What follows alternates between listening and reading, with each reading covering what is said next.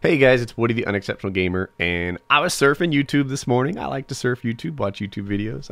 I bet you do too. You're watching one right now. And there's been this new series popping up, Money, Money, Money, right? The first one I saw was Wings of Redemption, but his was a response to C-Nanners, so I watched them both. And it was interesting to see the two guys talk about it, and it was almost as if they had differing viewpoints, but to me they seemed really similar. Both of them agreed at their core that money isn't what brings happiness. Yeah. Money is itself like a tool to reduce stress. Right? I remember there was this line in Forrest Gump where he invested in Apple, some fruit company, and he's like, now I don't have to worry about money anymore, which is good because that's one less thing to worry about. And my gosh, the wisdom in that has become more apparent to me as I keep living my life.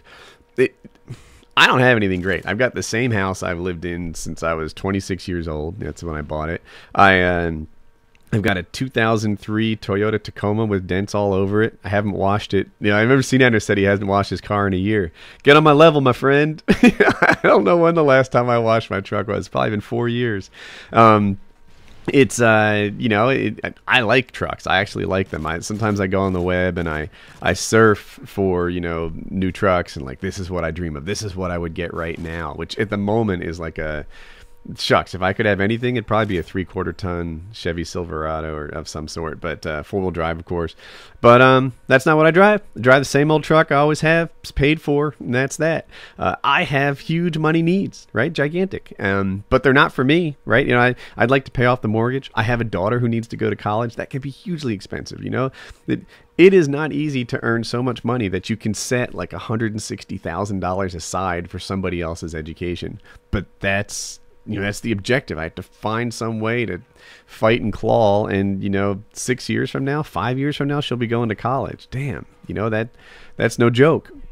And then, my son, when I first started making that YouTube money, the first thing I did was pay off the medical debt. Like the deal with Colin is that we were paying on the most expensive year, like close to $50,000 a year on his medical expenses, right? We would send him to some sort of therapist or something like 6 times a week, right? Whether it was a developmental neurologist, his speech therapist, his occupational therapist, his physical therapist, etc.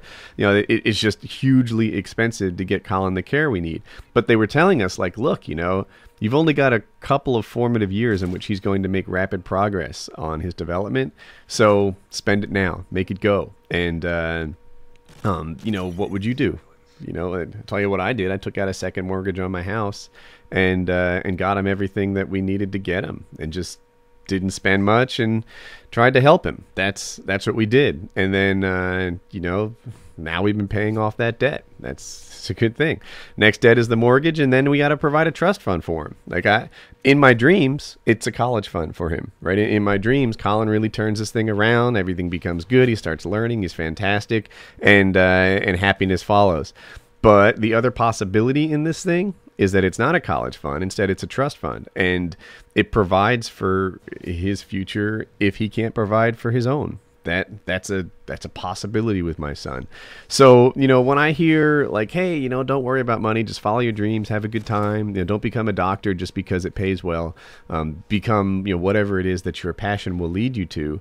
I think, man, that sounds nice, but like, it's not the only way to do it out there. There is a certain, like, you're going to find yourself, if you're typical of being in this situation where you want to provide for a family, and that family is so important to you that you'll do anything to make sure that they get every advantage and everything that you can do. So yeah, I spent 13 years at Cisco.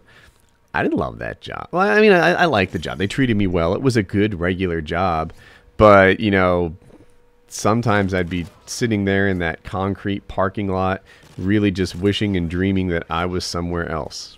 And, I sat there in my parking, like, I have no idea, parking spot, but where my parking lot, I'd walk past like the trash dumpsters every day. And it was just like, oh my gosh, here I am on my way to the office.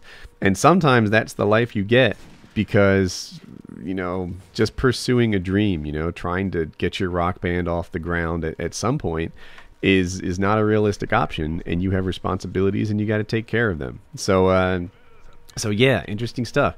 Money is a necessary evil. I don't need a gold-plated swimming pool, but I do have things that I need to provide.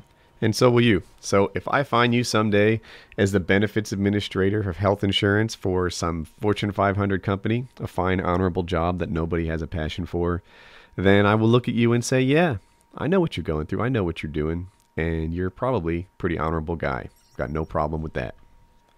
If you like this video, be sure to give it a like. As I record this, you can't even subscribe in the top right, but whatevs.